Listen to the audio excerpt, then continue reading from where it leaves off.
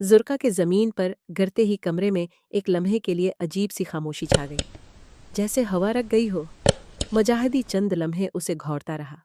اس کے چہرے پر وہی شیطانی مسکراہٹ تھی، لیکن آنکھوں میں کچھ اور تھا، جیسے شکار ہاتھ سے نکل جائے تو شکاری کو غصہ آتا ہے۔ اس نے جھک کر زرقا کے چہرے پر ہاتھ پھیرا، ہلکی سی تھپکی دی، مگر جب کوئی رد عمل نہ ملا تو اس نے جھنجھلا کر ہاتھ جھٹک دیا۔ ڈرامہ، وہ بڑبڑایا، مگر دل کے کسی کونے میں اسے اندازہ ہو چکا تھا کہ یہ لڑکی واقعی بے ہوش ہو گئی ہے۔ ایک لمحے کو وہ رکا، جیسے سوچ رہا ہو، پھر سیدھا ہو کر دروازے کی طرف بڑھ گیا۔ باہر کھڑے پہرے دار کو آواز دی، اسے ہوش میں لاؤ، اور اگر ہوش نہ آئے تو پانی ڈال دو، لیکن زندہ رہنی چاہیے، ابھی کام باقی ہے۔ اس کے لہجے میں وہی سردی تھی جو کسی بے جان چیز کے لیے ہوتی ہے۔ ادھر دوسرے کمرے میں نورین کو عجیب سا محسوس ہو رہا تھا۔ دیوار کے اس پار سے آنے والی مدھم آوازیں، قدموں کی چاپ، اور پھر اچانک چھا جانے والی خاموشی اس کے دل کو بے چین کر رہی تھی۔ وہ دروازے کے قریب آئی، کان لگا کر سننے کی کوشش کی، مگر کچھ سنائی نہ دیا۔ اس نے دروازہ کھولنے کی کوشش کی، مگر باہر سے بند تھا۔ اس کے ہاتھ کانپنے لگے۔ یا اللہ، یہ کیا ہو رہا ہے؟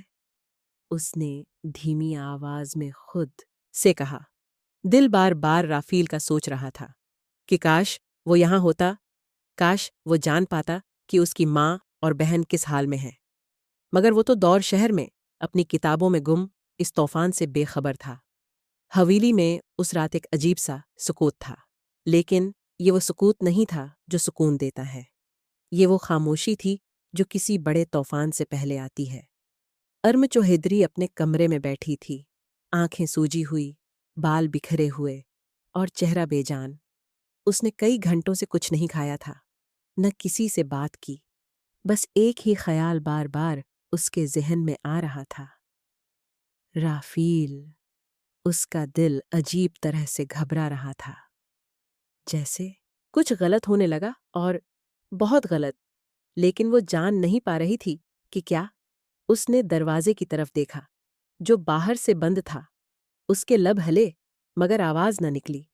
وہ بس دیوار سے ٹیک لگا کر نیچے بیٹھ گئی اور آنکھیں بند کر لیں۔ مجاہدی واپس صحن میں آیا تو اس کے قدموں میں وہی اکڑ تھی، مگر چہرے پر ایک ہلکی سی پریشانی آ چکی تھی۔ اس نے ایک نظر آسمان کی طرف دیکھا۔ اندھیرا گہرا ہو چکا تھا، آج کی رات لمبی ہو رہی ہے، اس نے خود سے کہا۔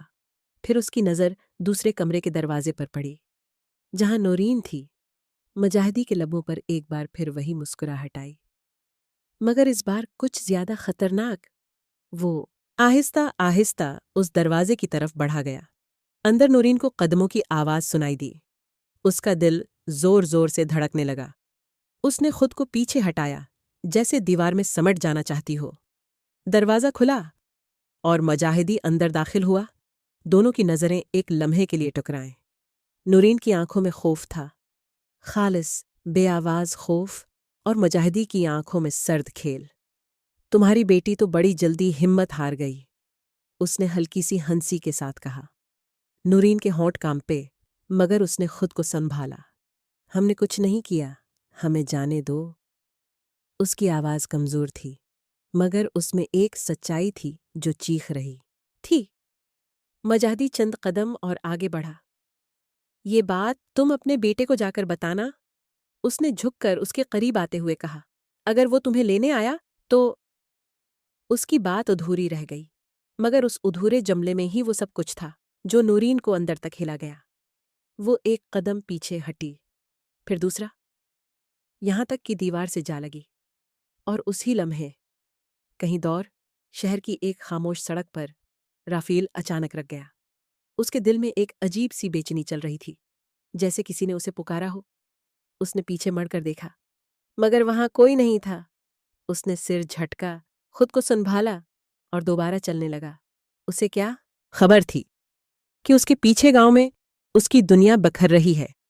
نورین دیوار سے لگی کھڑی تھی، سانسیں بے ترتیب، اور آنکھیں دروازے کی طرف، جیسے ابھی کوئی آ کر اسے اس عذاب سے نکال لے گا، مگر دروازہ بند تھا، اور سامنے مجاہدی وہ ایک لمحہ اسے دیکھتا رہا، جیسے اس کے خوف کو پڑھ رہا ہو، پھر آہستہ سے سیدھا ہو گیا۔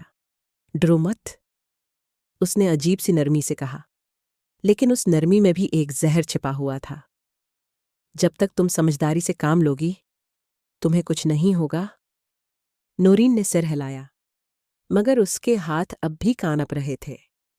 وہ جانتی تھی یہ جھوٹ ہے، یا شاید آدھا سچ، جو زیادہ خطرناک ہوتا ہے۔ اسی وقت باہر سے ایک آدمی کی آواز آئی، مجاہدی صاحب۔ لہجہ ہلکا سا گھبرایا ہوا تھا۔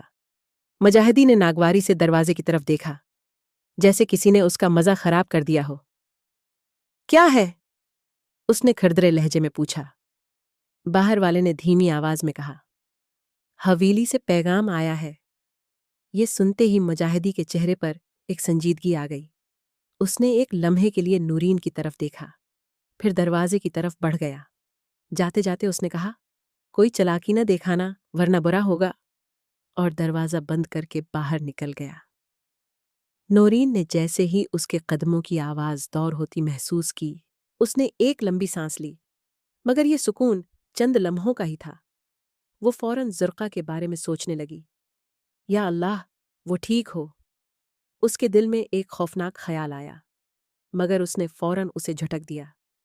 وہ دروازے کے قریب آئی، کان لگا کر سننے لگی۔ باہر کچھ سرگوشیاں ہو رہی تھیں، مگر الفاظ واضح نہیں تھے۔ ادھر صحن میں مجاہدی پیغام سن رہا تھا۔ چوہدری صاحب نے کہا ہے، معاملہ ہاتھ سے نکلنے نہ پائے اور صبح تک سب کچھ ہو جانا چاہیے۔ پیغام دینے والے نے نظریں جھکائے کہا۔ مجاہدی نے ایک گہری سانس لی، جیسے وہ پہلے ہی یہ سب سوچ چکا ہو۔ اور لڑکا؟ اس نے مختصر سا سوال کیا۔ وہ شہر میں ہے، ابھی تک کچھ خبر نہیں۔ جواب آیا، مجاہدی کے لبوں پر ہلکی سی مسکراہٹ آئی۔ اچھا ہے، اس نے آہستہ سے کہا۔ اسی لمحے ایک اور پہرے دار بھاگتا ہوا آیا۔ صاحب، وہ لڑکی ہوش میں آ گئی ہے۔ مجاہدی کے قدم ایک لمحے کو رکھے، پھر اس کی آنکھوں میں وہی پرانی چمک لوٹ آئی۔ اچھا، اس نے دھیرے سے کہا، جیسے کوئی ادھورا کام یاد آ گیا ہو۔ اس نے ہاتھ کے اشارے سے سب کو ہٹنے کا کہا، اور دوبارہ زرقہ والے کمرے کی طرف بڑھ گیا۔ کمرے کے اندر زرقہ نیم بے ہوشی کی حالت میں تھی، آنکھیں کھلی ہوئی مگر نظر دھندلی، جیسے حقیقت اور خواب کے درمیان کہیں اٹکی ہو۔ دروازہ کھلا اور مجاہدی اندر داخل ہوا۔ زرقہ نے اسے دیکھا اور فوراً اس کے چہرے پر خوف اتر آیا۔ وہ پیچھے ہٹنے کی کوشش کرنے لگی، مگر جسم ساتھ نہیں دے رہا تھا۔ اب کیسی ہو؟ مجاہدی نے ایک عجیب سی سنجیدگی سے پوچھا، جیسے واقعی اسے زرقہ کی فکر ہو، مگر اس کے انداز میں وہی کھیل تھا۔ زرقہ نے کچھ کہنا چاہا، مگر آواز گلے میں ہی اٹک گئی۔ اس کی آنکھوں سے آنسو بہنے لگے۔ مجھے جانے دو، اس نے بمشکل کہا۔ ہم نے کچھ نہیں کیا۔ مجاہدی اس کے قریب آیا، جھک کر اس کے آنسو دیکھے، پھر سیدھا ہو گیا۔ ایک لمحے کے لیے وہ خاموش رہا، جیسے کچھ سوچ رہا ہو، پھر اچانک اس کا لہجہ بدل گیا۔ دیکھو، اس نے سختی سے کہا، یہ سب تمہارے بھائی کی وجہ سے ہو رہا ہے۔ اگر وہ اپنی حد میں رہتا تو آج تم یہاں نہ ہوتے۔ زرقہ نے سر جھکا لیا، جیسے اس کے پاس کوئی جواب ہی نہ ہو، مگر اس کے دل میں ایک ہی سوال تھا، کیا واقعی قصور ہمارا ہے؟ وہ اندر ہی اندر ٹوٹ رہی تھی اور باہر خاموش بیٹھی تھی۔ ادھر حویلی میں ارم چوہدری کی حالت بگڑتی جا رہی تھی۔ اس نے اچانک کمرے سے آوازیں آنے لگی، مجھے باہر جانے دو۔ اس کی آواز میں ایک عجیب سی بے بسی تھی۔ مجھے رافیل سے ملنا ہے۔ مگر باہر سے کوئی نہیں آیا، صرف خاموشی، وہی سرد خاموشی۔ وہ تھک کر دروازے کے پاس ہی بیٹھ گئی اور سر گھٹنوں میں دے لیا۔ شہر میں رافیل اس رات سو نہ سکا۔ وہ بار بار کروٹ بدلتا رہا، دل بے چین، ذہن بکھرا ہوا۔ آخر وہ اٹھا، کھڑکی کے پاس جا کر کھڑا ہو گیا۔ باہر سڑک سنسان تھی، مگر اس کے اندر شور تھا۔ اس نے جیب سے فون نکالا، گھر کا نمبر دیکھا اور ایک لمحے کو رکا، پھر کال کرنے کا ارادہ کیا۔ مگر اگلے ہی لمحے یہ سوچ کر ہاتھ رکھ گیا کہ کل کر لوں گا، اس نے خود سے کہا اور فون واپس رکھ دیا۔ اسے کیا خبر تھی کہ کل شاید بہت دیر ہو جائے۔ رات جیسے رک گئی تھی، لیکن وقت رکا نہیں تھا۔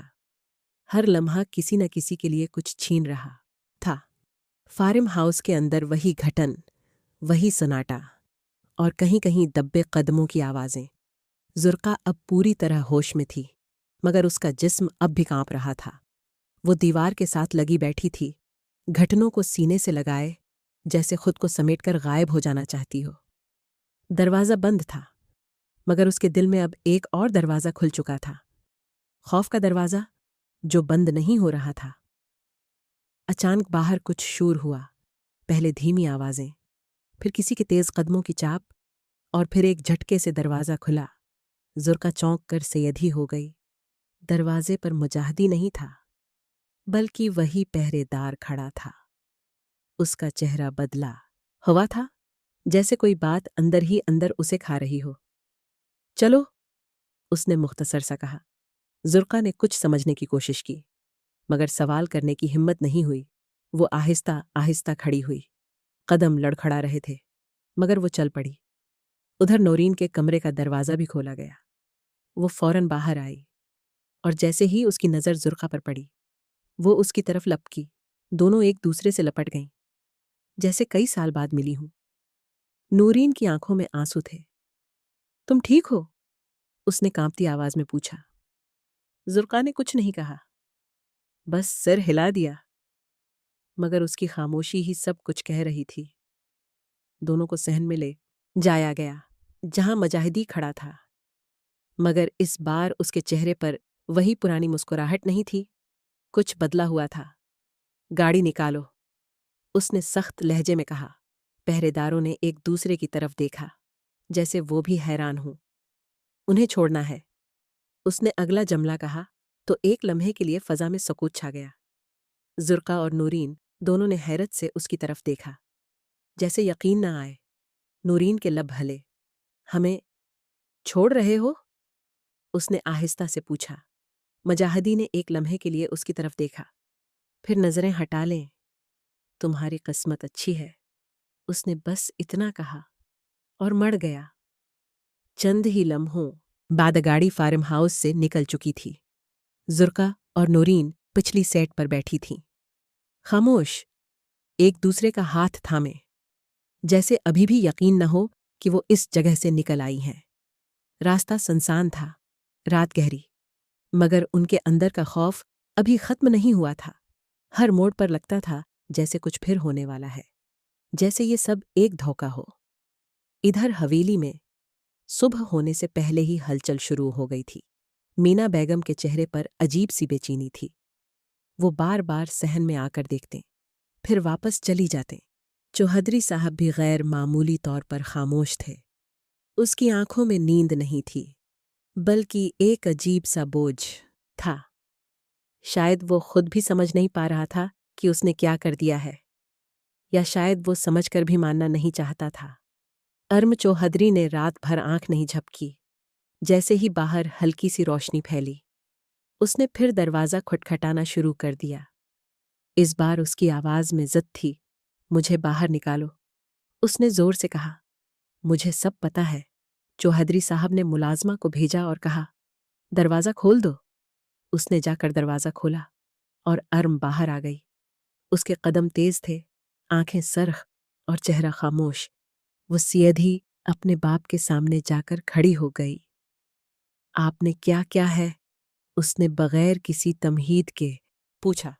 صحن میں ایک لمحے کے لیے سب رک گئے۔ چوہدری عرفان نے اس کی طرف دیکھا، اور پہلی بار اس کی بیٹی اس کے سامنے اس طرح کھڑی تھی، بغیر ڈرے، بغیر جھکے۔ جو کیا ہے؟ تمہاری بھلائی کے لیے کیا ہے؟ اس نے بھاری آواز میں کہا۔ ارم ہنسی، مگر وہ ہنسی درد سے بھری تھی۔ میری بھلائی یا اپنی عزت بچانے کے لیے؟ اس نے سیدھا وار کیا۔ مینا بیگم نے فوراً مداخلت کی۔ ارم، حد میں رہو۔ مگر ارم اب رکنے والی نہیں تھی۔ حد تو آپ لوگوں نے پار کی ہے، اس نے تیز لہجے میں کہا۔ اگر ان لوگوں کو کچھ ہوا نا تو میں اس کی بات ادھوری رہ گئی، مگر اس کے انداز میں ایک فیصلہ تھا، ایک خطرناک فیصلہ۔ اور اسی وقت حویلی کے دروازے پر ایک گاڑی آ کر رکھی۔ سب کی نظریں ادھر اٹھ گئیں۔ گاڑی کا دروازہ کھلا اور سب سے پہلے نورین باہر اتری، اس کے پیچھے زرقا۔ دونوں کو دیکھ کر ایک لمحے کے لیے سب جیسے ساکت ہو گئے۔ ارم کی آنکھوں میں حیرت تھی، پھر فوراً سکون، مگر ساتھ ہی ایک نیا خوف بھی۔ مجاہدی گاڑی کے ساتھ نہیں تھا، وہ کہیں پیچھے رکھ گیا تھا، یا شاید جان بوجھ کر نہیں آیا تھا، لیکن اس کی غیر موجودگی بھی ایک سوال چھوڑ گئی تھی کہ آخر اس نے ایسا کیوں کیا؟ ارم آہستہ آہستہ ان کی طرف بڑھی۔ اس کے قدم بھاری تھے، دل زور سے دھڑک رہا تھا۔ وہ زرقا کے سامنے آ کر رک گئی۔